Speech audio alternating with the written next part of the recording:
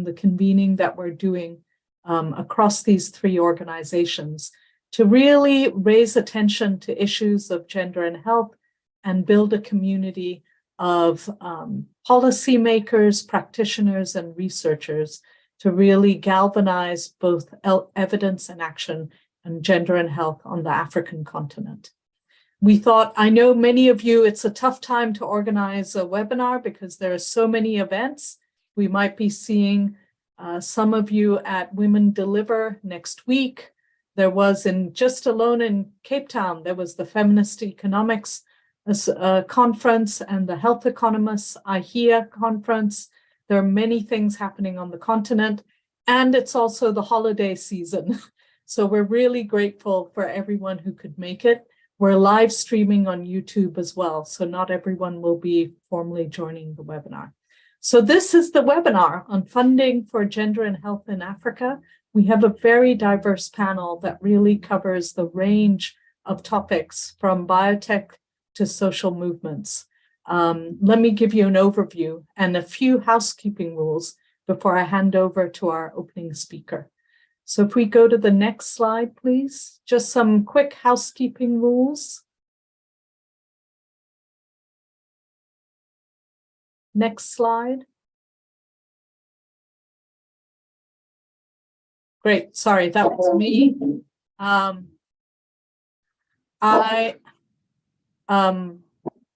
will be turning my microphone on mute so that you don't hear my dog barking.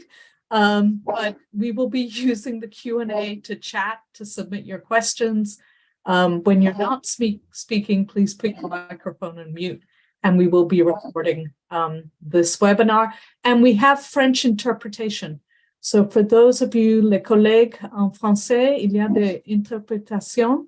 There's a button on your bottom right-hand side, and it will allow you to hear the whole webinar in French. Next slide, please.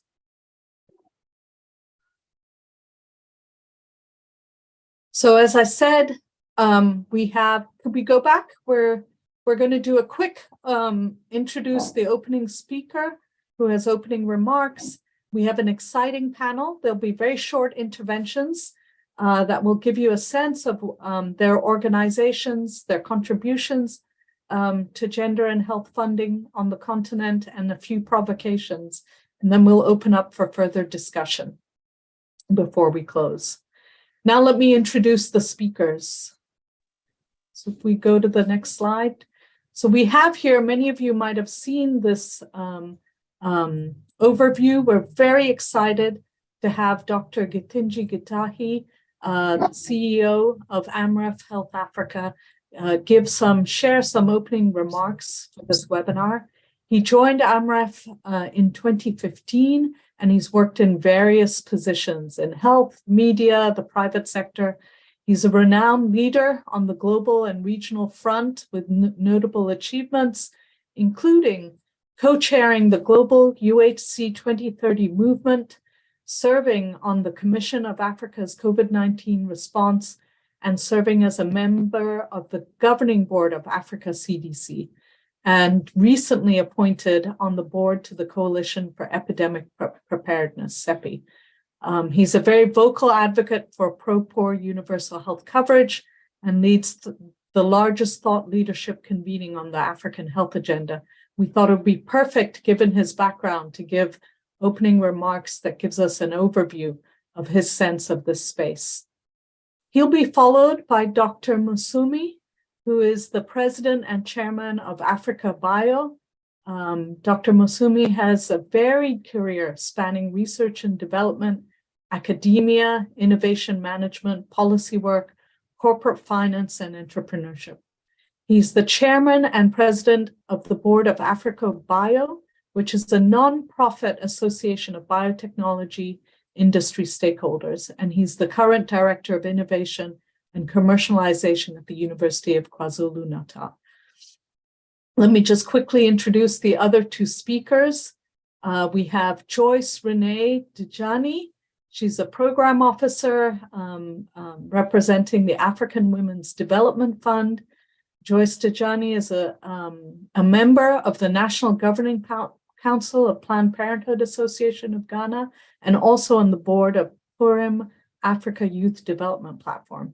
She's carried out research on the implementation of CEDAW in Ghana and the advancement of rights of intersex people within Ghana's human rights framework. And she'll be joined after that by Liz Tremlett, who's a grant support team manager for Amplify Change. She's also the technical lead on Stigma. Amplify Change is a fund that supports civil society organizations who advocate for improved sexual and reproductive health and rights. And she draws a whole range of experience working across SARHR and HIV. So we really have the range of speakers, what I called it, from molecules to movements. It really will give you a broad perspective of what's happening in this space. And with that, let me please hand over to Dr. Gitahi for his opening remarks. Thank you very much. Hello, you can hear me clearly, I hope. Good. Thank you very much. And my name, as you've been told, is Dr. Githinji Gitahi, so I'll not need to introduce myself again. And again, I know that I would rather spend this time with the panelists and the people who've joined us listening to experts on this matter. So I'll just make very, very quick opening remarks. The first thing I want to do is to say that other than my day-to-day role, I am a member of the COVID-19 Commission, which supports President Ramaphosa in delivery of his mandate to the African Union on matters regarding Africa's recovery post-COVID-19, looking at the issues of gender and discrimination, looking at manufacturing, and looking at diagnostics and all the things that we need to do to ensure that our continent actually recovers equitably out of the COVID-19.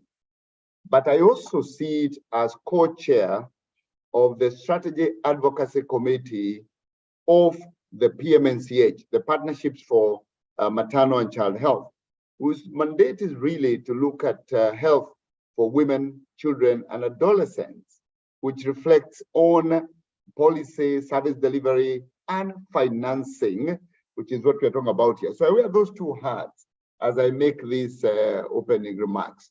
For COVID-19 Commission, I do chair the working group on Africa's recovery.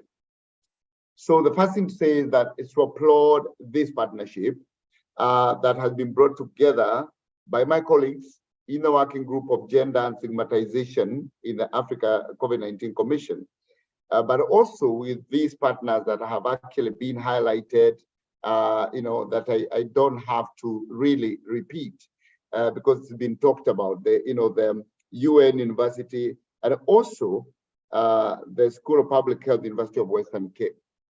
Now, the key issues here is that women, children, and adolescents are critical foundation for any countries or continents or communities' socioeconomic development.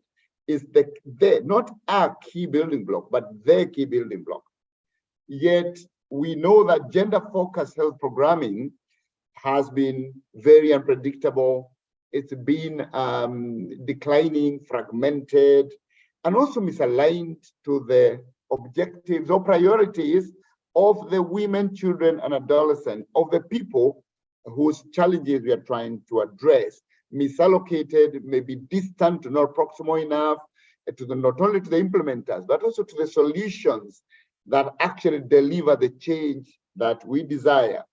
But we can't give up. There are major efforts that are being taken, and this community of practice is one that makes me proud, that is actually focusing on this issue of addressing financing for gender and health. We know that, of course, we've had recently, I think it's Lancet that published an article saying that the era of universal health coverage, whereas it has a major move forward investments in health, may also have the risk of redirecting or misdirecting all resources that were actually targeted or focused on gender and health to the broader health system issues. Whereas that's also positive, because for you to address the health issues of women, children, and adolescents, You need strong health systems that are equitable. That equitable, or that equitability, that equitable word is really where we are saying that even as we fund the health system, they need to be gender focused so that they address the issues of the most critical segment of our populations. Recently, to ensure that these issues are raised to the highest political platform to actually attract government attention, the Partnership for Maternal and Child Health under the WHO launched what we're calling the Global Leaders Network. The Global Leaders Network was launched by Right Honorable Helen Clark, who is the chair of PMNCH, and His Excellency President Ramaphosa, who is going to lead a team of 10 heads of state who are going to be looking at reprioritizing the gender-focused health investments that are needed, also to ensure that these are also lead into the global negotiations, including the UN high-level meetings that are happening in September. And not only that there are advocacy efforts, but efforts to lead to real change. I know there are also other platforms, the Women Deliver platform, which is coming up next week in Kigali. I will be there. I hope some of you will be there and to meet you there. Secondly, the Women Lift agenda, which is training women in leadership, and also Women in Global Health, which is advocating for women to be at the center of global health. And this is because you cannot replace lived experiences. No level of research can replace lived experiences. So both must work hand in hand. So women must speak on and for of women and the general issue of gender in global health. We must put them ahead in leadership. So these efforts are important. So as I close, it is important to realize that we must be assured that the comments we are going to make here are also going to find their way into the Global Leaders Network, if they are going to find their way into conversations around Women Deliver. They are going to be taken forward as much as possible to the UN high-level declaration that are going to be done on UHC and pandemic preparedness, and also TB, all three which must have a gender focus in the way forward. So I do apologize, I'll need to leave after these remarks, but I thank you all and be assured that whatever is discussed here will find its way forward to these high-level policy forums. Thank you very much for having me, and I now hand it over back to Professor Asha. Thank you, Professor. Thank you. Thank you so much for giving that overview, stressing the laying out the context. You know, that UN report that highlighted how we are slipping on maternal mortality and women's health, and particularly in Africa. This is a time to really, now more than ever, both for health outcomes and for gender equality, to really galvanize more attention to these issues, and also to be part of this convening and ensuring that although you have to leave, that the AU is and many other bodies are listening and looking forward to keeping the momentum going through all these different events that are happening. Thank you so much for your intervention and your leadership in advocating for these issues, and your allyship in terms of really connecting the dots and making sure that different constituencies are there to advocate for gender and health in Africa. Thank you so much, Dr. Gitahi. And I think your overview is a perfect way to segue into our first speaker, Dr. Musumi, because the COVID-19 pandemic showed us that we need not only communities galvanized on the ground and movements, but really the issue for Africa, the issues around biotech and science really loom to the fore given the vaccine inequalities. So really excited to hear from you, Dr. Musumi, on the work you're doing in advancing biotech as a key part of the gender and health landscape on Africa. Over to you. Thank you. Thank you, Asha, and thank you, everybody. It's an honor to be here. I think what I'd like to do is to be a bit provocative as a way of starting. Yesterday, I was with some colleagues that are in the life sciences space, specifically biotechnology. health biotechnology. And a comment was made by one of the senior colleagues that we noticed that when we all went to university, and when you go to universities and areas or institutions of learning in the life sciences, the classes are dominated by females, that girls are actually in the majority in most of those undergraduate, even postgraduate. I don't know, this is anecdotal, but at least from my own experience, I can confirm that that's the sense that I get. However, when you look at who makes decisions, who sets the strategic agenda of what innovation or research is going to be done, it is hardly any females in those communities. It's actually the same rationale that established by Africa, because one of the foundational motive of BioAfrica was the realization that the reason that in Africa we had the challenges of not having access to vaccines, diagnostics, and the like during the crisis of at the height of the COVID pandemic crisis, is simply the fact that we are not represented where decisions are made about the agenda for innovation. And if you percolate that down to the actual products and the markets, you can then start to see how these distributions of inequality are perpetuated, even at the level of the delivery of healthcare. So it's no wonder that we don't see much by way of access to healthcare. As long as we are not part of the discussions and the decision-making at the level of doing research, at the level of setting the agenda for innovation, at the level of setting the agenda about which products are going to be developed, we probably are going to have to take a number and join the queue at the back. I've just come back from Egypt at the Africa Health ExCon, where we launched a BioAfrica Startup Index or Startup Stadium. One of the most encouraging or inspiring images that I could recall from there was to see a number of young African innovators setting an agenda for what I think is the future, and also clearly showing us where we've missed the point as, call it the elders in biotechnology. One particular mention I would like to make is an AI-driven healthcare model, and it has to be a woman that drives it in terms of using AI for diagnosing breast cancer. It turns out that most of the breast cancer mammograms or mammography technologies do not cater for African genotypes, for African breast tissues.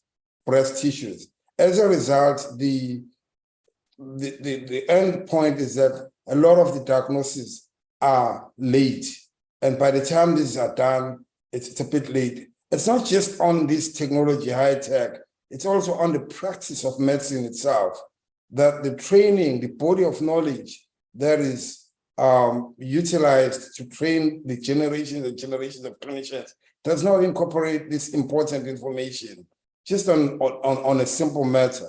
The other one that I just want to highlight from a biotechnology perspective, which is again the reason why we exist as BioAfrica, are things as simple as the fact that when you have the challenge of cervical cancer, HPV, most of the diagnostics for HPV and even the vaccines that are being developed for HPV are being done on strains that are not prevalent in the African continent. As a result, they are suboptimal in terms of their efficacy. Another one is the perennial problem we have, such as HIV.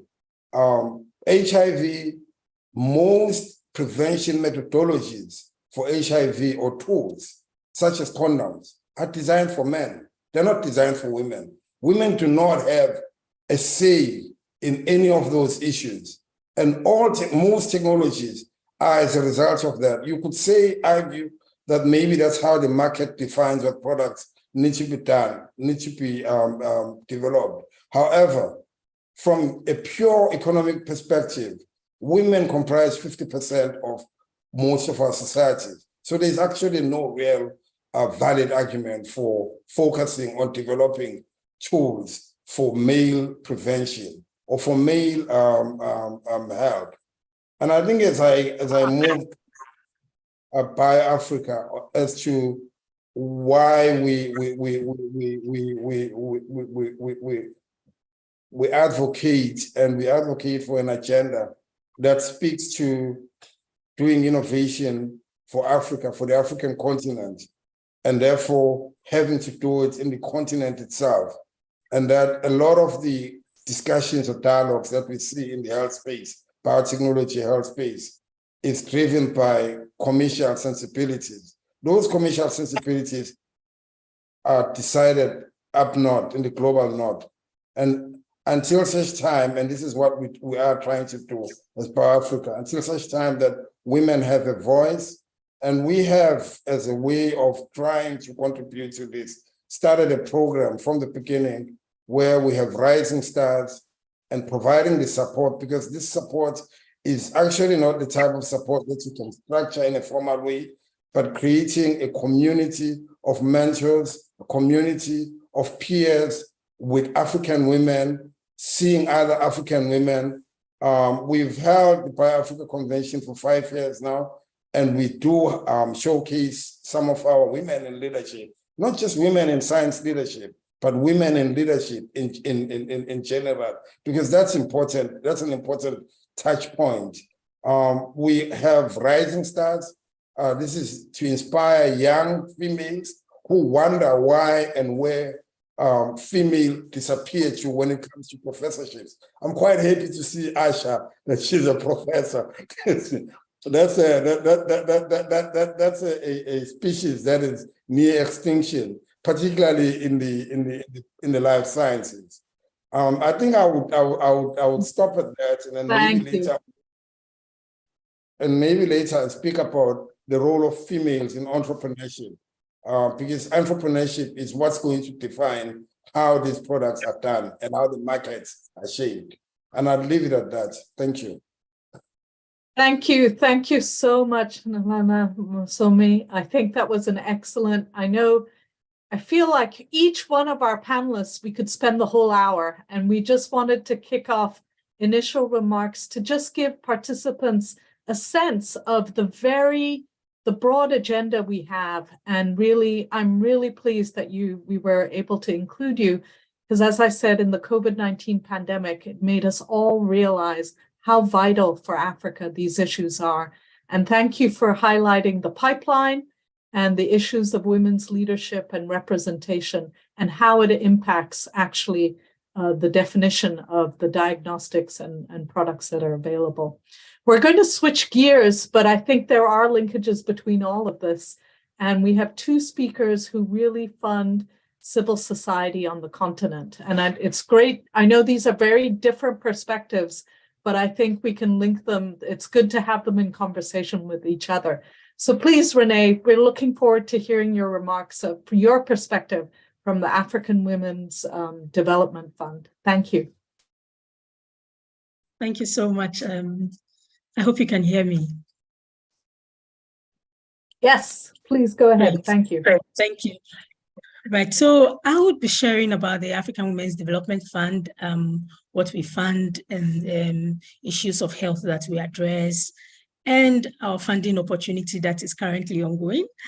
Yeah, as the opening. So my name is Joyce Winejani. I'm a program officer at the African Women's Development Fund. And the African Women's Development Fund, AWDF, is a Pan-African feminist grants-making organization. And we have recently launched our LEM strategy. This is our 10-year strategy. Our vision, as an organization, we envision an Africa and a world where gender justice and freedom and dignity are achieved for all. And our mission is to resource, strengthen, and uphold African women's rights and feminist organizations and movements that strive for gender justice and social transformation.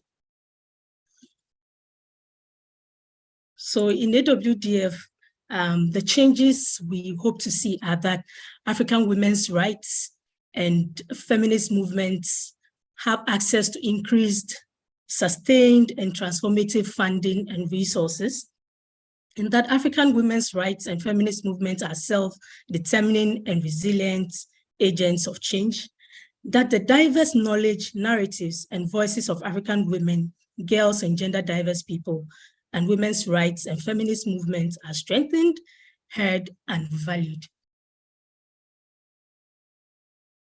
And that African women's rights and feminist movements are united, connected, aligned, and supportive of each other, complementing each other's differences as a source of strength. And that African women's rights and feminist activists are healthy, rested, and joyful. So our journey, AWDF, started in the year 2000, and the organization was started by 3 feminists who realized that there were fewer resources for African women's rights organizations. So they decided to do something about it. So beyond grants making, we also support institutional strengthening initiatives, and we support convening and spaces for collective learning and solidarity. Our grantees have been contributing to shifts in gender equality related individual behaviors, changes in laws and policies, and also changes in social norms and practices. AWDF, we are proud to say that we have so far disbursed $68 million to about 1,550 women's rights and feminist organizations in 47 African countries and 5 Middle East countries.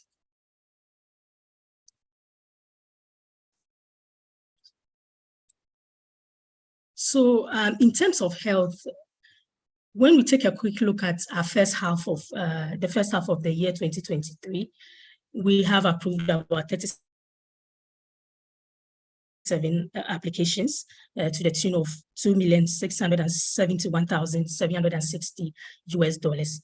And out of this, about 51 are health related. And the specific issues that they address, and I think most of them are on sexual and gender-based violence, including sexual violence. And one of the grant types that we launched, the CASA initiative, that is focused on sexual violence. So we had a lot of applications on sexual violence.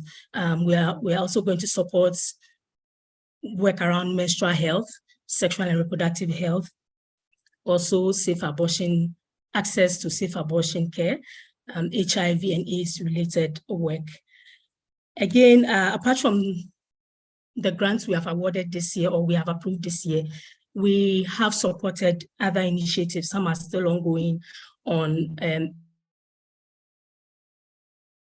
cancer early detection and treatment, maternal mortality and morbidity related issues, including fistula, HIV and AIDS and tuberculosis, mental health and well-being, female genital mutilation and other harmful traditional practices, including widow sexual cleansing.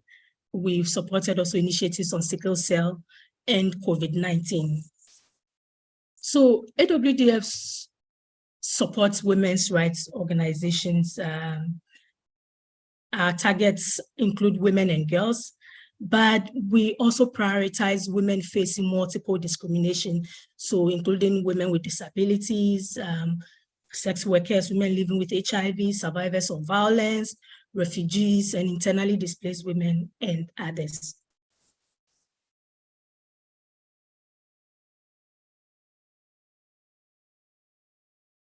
So as I said, we have different types of grants. We have the CASA, that is a sexual violence initiative where we are supporting partners in Ghana, Nigeria, and Senegal. We also have the general grants, which supports advocacy work, service delivery, and others. We also have small grants for the commemoration of the World AIDS Day, 16 days of activism against gender-based violence, and International Women's Day celebration. So we are also able to make some emergency grants where necessary. We have the Leading from the South grant, which supports advocacy initiatives. So I'll talk a bit about that. So the Leading from the South grant is currently open, And so if you intend to apply for any of our grants, that is currently open. So this is an opportunity for you. And so for this grant, we want to award grants for amounts between $20,000 to $500,000 per year, and for up to 20 months in this particular cycle. And there are 3 types of grants in this Leading from the South initiative. We have the Pamoja grant, which you can apply for up to $500,000, and the Anansi grant for a maximum of $200,000, and the Yala for $50,000 per year. So you can apply for additional months to make up the 20 months. So AWDF, we received so many applications in a particular round. So we are expecting about hundreds of applications, but in this cycle, we anticipate that we will award 3 Pamoja grants, 6 Anansi grants, and 11 Yala grants. But as I said, this is not the only grants we award. There are other types of grants. So from time to time, we will send out calls for applications. So if you visit our website, www.awdf.org, you will see whatever we have there.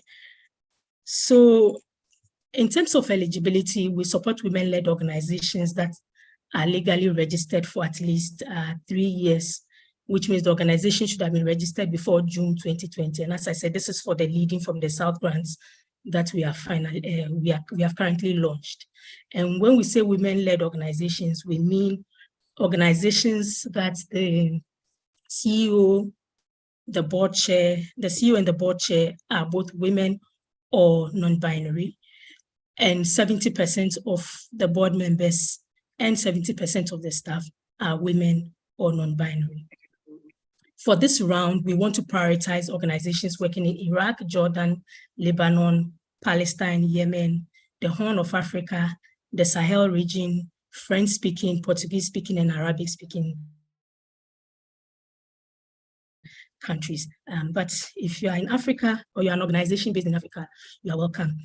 And we support advocacy initiatives. When we say advocacy, we mean the various strategies, including campaigning, lobbying, research, communications, alliance building, that are used to influence decision-making and policies. So you can apply for up to 50% of your verified 2022 income. So for example, if your income was $600,000 for the year 2022, you can apply for $300,000 per year. So just my last slide quickly. So the applications are opened, they were opened on 7 July 2023. The deadline for application is 8 August 2023 at 11:59 p.m. GMT. And you can access the application via our website, which I've already mentioned, www.awdf.org.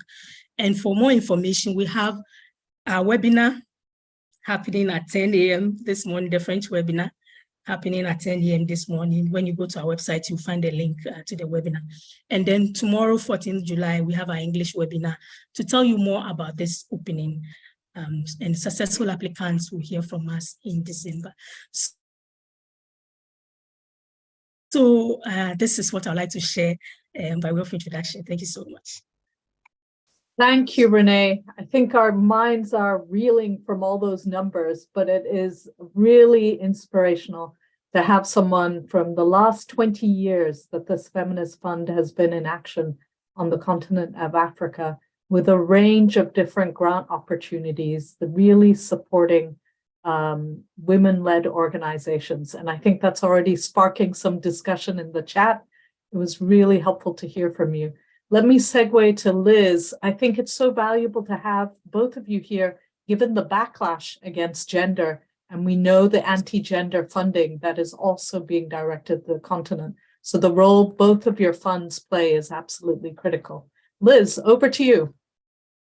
Thanks, Asha, and thanks, Renee, for making those leading the way, as AWF has often been a real sort of challenger of the grant-making environment in the continent. So it's wonderful to follow you, and very much from the perspective of where Amplified Change came from as a a project of 3 organisations, of one of which AWDF was a leader there as well. So Amplified Change is a bilingual French and English challenge fund that supports local civil society organisations in Africa and South Asia as well. And we advocate for sexual and reproductive health and rights with a focus on marginalised groups. So what do? We take funds from bilateral donors and large foundations, and we parcel this up into much smaller grants for civil society. The key words for us are advocacy and SRHR, sexual reproductive health and rights. So if we look at the SRHR element of that, our priorities are the following 5 areas. We're looking at eliminating gender-based violence in all of its forms. We're looking at challenging stigma and discrimination, and that's a very broad area, but might include working with gender minority groups, might include looking at stigma related to abortion, might include stigma relating to other much more sort of medicalized issues, fistula, and so on. We're looking to increase access to reproductive health, so it's advocating for increased access rather than necessarily directly providing services through funding from Amplified Change, but it's looking to advocate to increase access in sustainable ways rather than relatively short-term grants.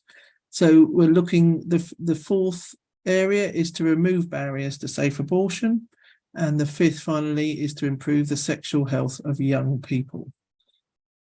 So those are the 5 priority areas of Amplified Change. And we believe that, and this is based on the experience of our grantees, that the pathways to that change and improvement in the situation are also 5. We work in 5. The first being stronger, more inclusive movements for sexual reproductive health and rights, an increased in individual awareness of sexual reproductive health and rights as a human right, and access to SRHR resources, information and services. We believe that it's about transforming social norms within societies, and then finally looking at changes in and implementation of policies and laws that may already be in existence or need to be developed and got into existence. Sometimes that can be very much around just holding the status quo, and we're certainly seeing that in relation to the sort of clashing with the anti-gender movement on the continent at the moment. So Amplified Change, we've been very busy recently making lots of grants. The next funding window is scheduled to be in early 2024 now, and we give grants across 4 different funding types. The first one being partnership grants, and this is a sort of funding envelope of around 1.5 million across 3 years. I'm talking in pounds here, sorry. And the idea of the partnership grant is to establish groups working with civil society to provide on granting. So we expect a lot of that 1.5 million is going to go to on granting and connect those large organisations to small groups working to foster there is a degree of developing the capacity of those small grassroots organisations. We also have a network grant. That's a 3-year grant, and most recently of around £875,000. And that the idea of that network is to support already established networks in any given place, and that some of that money will move down to the grassroots again, and again with that lead organisation supporting the capacity of those smaller grassroots organisations. The second 2 are more direct grant making from Amplified Change. The first is a strengthening grant, which is £200,000 over up to 3 years. And we're looking here to be supporting more established and medium-sized groups seeking to advocate for SRHR beyond their local community, so possibly at a national level or within a sort of in-country region. Finally, we have opportunity grants, and we're about to give 127 of these out. And these is support to smaller groups that and new entrants to the field of SRHR advocacy. We're looking at seeing emergent priorities coming through, and we also extend this grant to organisations that aren't yet registered or organisations that are unable to register because of existing legislation in different contexts. I would just say, following on from that, the demand is incredibly high, and we do use this applicant data, the demand data, to drive our own funding efforts, so that we're able to give as much funding as possible to the sector, and we try to get close to our optimal performance of 83% of our funds coming through Amplify Change going out in grants. We're happy to talk about this huge catalogue of information on SRHR that we sit on as a result of all of these applications that we receive. And I think, you know, it would be really interesting to work with research partners and those developing technologies to see how this data could be used, you know, coming straight from grassroots organisations. So finally, just to say that we will be active at Women Deliver. I have a booth, so please do come and say hi if you're going to be there, and meet colleagues from Amplify Change who'll be able to answer lots of questions you may have. Thank you. Thanks for the chance to speak to this group as well, Ash. Thank you so much for joining us. So the chat function has been burning up with comments from Isatu and others, reflections on pervasive gender biases across tax, financing, a number of different systems. There were a few questions on COVID-19 and how do we recover. And then I think there's at least one specific question about funding, which I think is better directed if we follow up over email, linking the websites to your grant requirements. So I welcome anyone else to put questions in the Q&A. We have a little bit of time. You can see, I don't know if our panelists can see, there's some very broad questions Isatu has put in there about gender disparities in tax systems and financing strategies, and how do we come out of the COVID-19 pandemic. I wonder if you could reflect, listening to each other. I think it's very interesting. You know, it's so critical we have these development funds strengthening diversity in social movements, and Masomi also mentioning the importance of diversity and inclusion in biotech as well. So I'm hoping coming out of this, there's going to be several advocacy grants for changing the face of biotech, which is what Masomi is doing. I wonder if you'd like to share any reflections on what you think is a key challenge in your field and key opportunity as closing remarks, and after having listened to the other colleagues on the panel. Masomi, over to you first. And I'll keep an eye if there are other questions. Thanks. Thank you for that, Asha. I think the biggest challenge is the agenda setting. A lot of the interventions tend to be framed within a specific ideology, which, you know, I may sound a bit politically incorrect, but it reflects the sentiments of the global north. I will just go on to say that somebody put up on the charter that cervical cancer for women and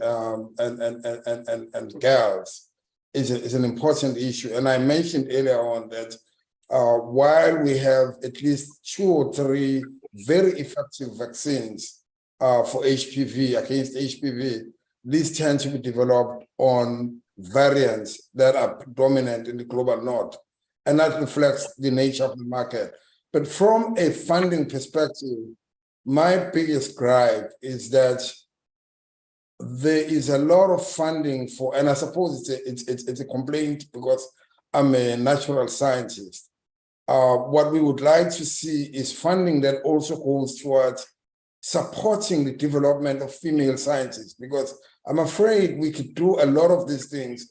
And until such time that the people who drive the science and the innovation agenda are females themselves, things like breast cancer, things like HPV and all of those things are always going to be done on the basis of dominant markets, on the basis of the return on investment equation from global multinationals. And the funders have to move towards a paradigm that does not see Africa as a charity case, that also does not relegate female scientists from the continent as people who are peripheral to the agenda, put them in the center of the agenda for doing whatever needs to be done. I think that's the main thing I would say. I've put up on the chat that it's hopefully we could put these conversations at the front and center. Diversity in clinical trials is an important one, including African females in a lot of these clinical trials. I think you started out with saying that pregnant women in the clinical trials, these are incredibly important considerations, and it will shape the markets of the future. So as a corporate finance person as well, it's not just a question of doing good, social good. It's actually boils down to even the numbers from a financial return on investment perspective. Thank you, Masumi. You've covered a lot of ground there in terms of supporting the pipeline, how that influences the agenda setting, and how do we change the terms in which we develop science and mentor scientists, female scientists, and change the footing in which they shape the field and advance gender and health. Over to Renee, and I'd encourage the panelists just to look at the questions. There are some specific questions, Joyce, to you that I think you could answer through the Q&A function. But any reflections listening to, well, you know Liz well, but also listening to Masumi and looking at the chat function, any closing remarks on key opportunities and challenges based from where you're sitting? Thank you so much. I think my remarks will be on our LEM strategy, our new 10-year strategy, which allows us to do better than we're doing before. And so I think our challenge in the past was the fact that our grant making was quite limited. We're making our grants on three thematic areas: body and health rights, economic security and justice, leadership, participation, and peace. But with the new strategy, it's open, and we encourage women's rights organizations and feminist organizations working in other areas to also apply. It also gives us the opportunity to be very flexible. It supports the call for flexible core grants, multi-year grants, participatory grant making, for example, and so many other thoughts that have come from the movement. It also allows us to be able to strengthen the movement and solidarity around the work that we do. So I believe that a number of the challenges that we had in the past, because our strategy was quite limited, is clearly addressed in this new strategy. So if you visit our website, www.awdf.org, you will see our LEM strategy there for additional information. And I just also to quickly comment on the tax issues. I know, for example, in the area of menstrual health, one of the issues that grantees are working on is tax on menstrual health products. It's a big issue, and despite so much advocacy, it's still a very big issue. It's for governments to consider, and I think it's one of the areas I want to support, to say that we need to intensify work around that, and also to push our governments further to consider that, because menstruation is not a choice. Thank you so much. Thank you. Thank you so much, Joyce. I think we cover every topic on this webinar, and the intersections between sexual and reproductive health and tax issues and the advocacy needed. Thank you for bringing that together, Joyce. I think there's a question on the chat. I think you said you have priority countries, but you welcome calls from all African countries. Isn't that right? Yeah. Okay. So maybe over to Liz, as you've been listening to the interventions and looking at the chat box, anything you'd like to share and reflections given the years, both of you on grant making, what do you think are key challenges, but also reforms that have happened in the field? Thanks.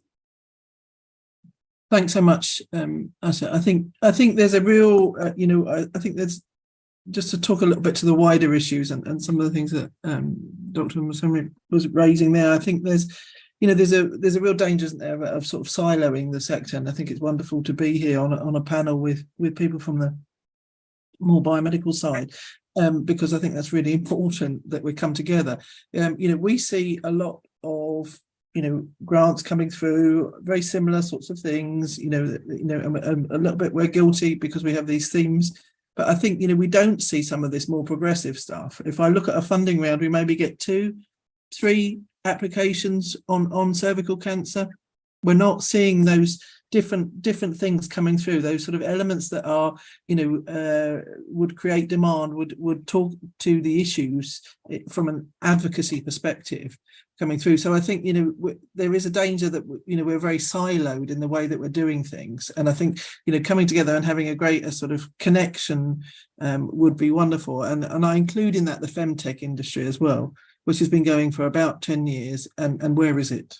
I think there are big questions to ask there about, how does femtech contribute to this, and how do we feed into that kind of, the development of new technologies based on what we're hearing, and the fact that we have a huge audience that's asking us for funding to improve the situation, and how can we connect that to the research and stuff that's being done around those technologies. So I'm really keen to make those connections and think through those points as well. That's not about anything to do with amplified change. That's just about making connections. So I think the challenges are making sure that we are reaching as broad an audience as possible, that we're touching on as many of the issues that are facing women, men, boys, girls, those more gender fluid in the continent at the moment. So really happy to connect with others around some of those points. Wonderful, thank you. And there's a question from Linda Sabia saying, what are the reasons for the decline of previous applications? I think you were both saying that there's been an overwhelming demand. There's not enough money. There's not enough money. That it's not. I would say at least 50% of the cases, and Renee, I'm sure you agree, is that it's not that we're declining because the applications aren't good enough. It's we don't have enough money to give out. We could give out 3-4 times as many grants if we had more money. So please don't be disheartened by your belief in what the change that you want to see.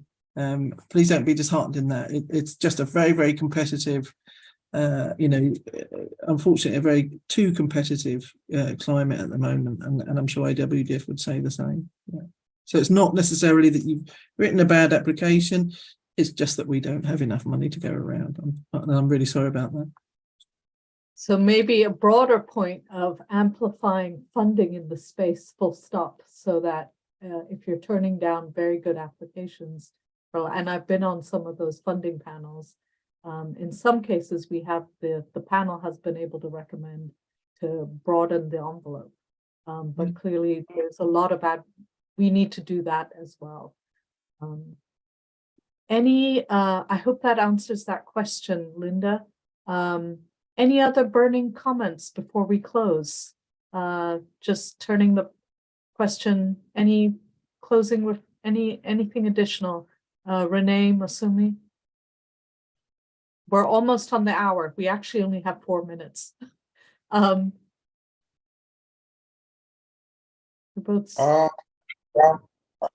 Yes, at the risk of sounding like I'm singing for my supper, I think if there's one thing that today's session has highlighted is the need to create platforms like this And I think for my own BioAfrica is one such a platform where you have a meeting of quite an extraordinary diverse set of players in this space, from scientists to policymakers and the like. And I'd like to extend an invitation again to the community of practice to interact at the BioAfrica. Unlike some of the colleagues here who have grants to dole out, we provide a platform for interaction and engaging and shaping the agenda for the future. And I'd like to again invite everyone to check out the BioAfrica Convention. It's the biggest biotechnology space in the continent at the moment. Thanks. Thank you so much. So that's a call to action. You know, these are not spaces that the women's movements are familiar with, and that came out very clearly in the COVID-19 research agenda setting process. But it is a space that feminists need to be a part of. So thank you so much for that welcome. And let me just thank each of the panelists for sharing very deep their reflections about funding from their organizations, but quite detailed information about grants, but also their perspectives of how the field has changed. I'd really like to thank each one of you for the time. I know your agendas are incredibly busy, but thank you for making the time for joining us. I want to thank Sylvia and Khadija on the background at UNU for helping us with the technology, the webinar, the social media. These platforms technically there's always someone behind the scenes working very hard. The interpreters also enabling that this is available in French, and also Tima and Molde at the School of Public Health at UWC for doing their part in helping and facilitating. And I saw Dr. Loazi joined at the very last minute. She had to step away. We really value this partnership. Please stay in touch. There's an invitation from Africa Biotech. We are just building this space, so please reach out and join the Google group. And for those of us who are in Women Deliver, we will be there as well. We're launching, we have a session, particularly building on the work we did on COVID-19 and gender. We have a session there. Those are the details amongst so many there. And we look forward to the next conversation with you. Thank you so much for joining. Wishing you a lovely afternoon this Friday, and looking forward to staying in touch. Thank you once again.